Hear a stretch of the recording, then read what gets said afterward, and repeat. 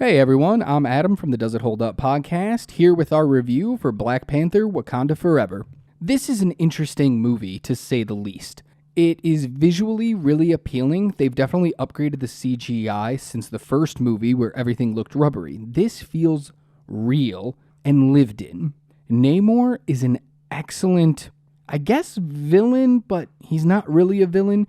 He's got a really interesting story, and the reason why he wants to attack and fight makes perfect sense in universe.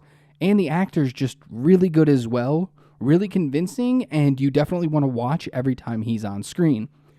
The acting in this movie across the board is just phenomenal. Angela Bassett kills it in her role. It's way better than anything she did in the first movie. Letitia Wright is really good in this too. I think she plays everything with a weird singular focus, but it kind of makes sense in universe, so it gets a pass.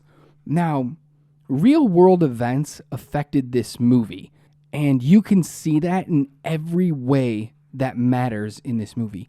Every single moment, every single frame, every single action has Chadwick Boseman's presence just looming greatly over the entire thing.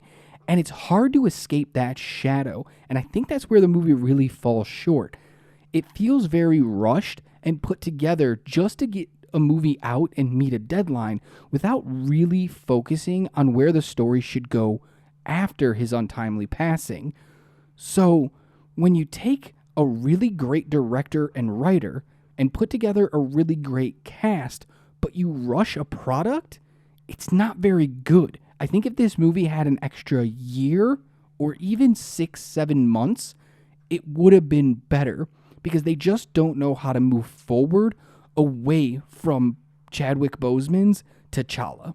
But the visuals are amazing. This world feels much better than it did in the original Black Panther.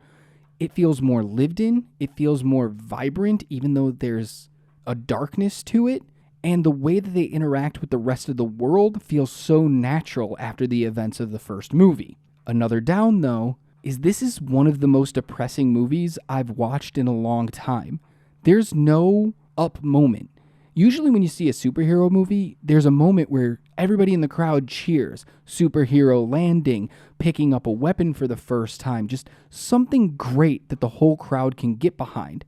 This movie never has that, and so it leaves you feeling down the entire time. You're sad. From moment one to the last moment, there's never any time where you're happy during this movie. Sure, there's a joke here and a joke there, but there's this underlying sadness to them that just is unescapable. I'd love to go into more detail and give you guys more reasoning as to why that is. So I'm actually looking to do like a spoiler heavy review. Hopefully I'm going to get that out in the next day or so, but I'm trying to keep this one spoiler free. So forgive me, it's a little bit vague, but this movie doesn't meet the charm of the original movie. And I think that's just because of what they were dealing with. The last thing I'll say is what was interesting about this film the most was, are we watching the characters grieve for another character? Or are we watching these actors grieve for a fellow actor?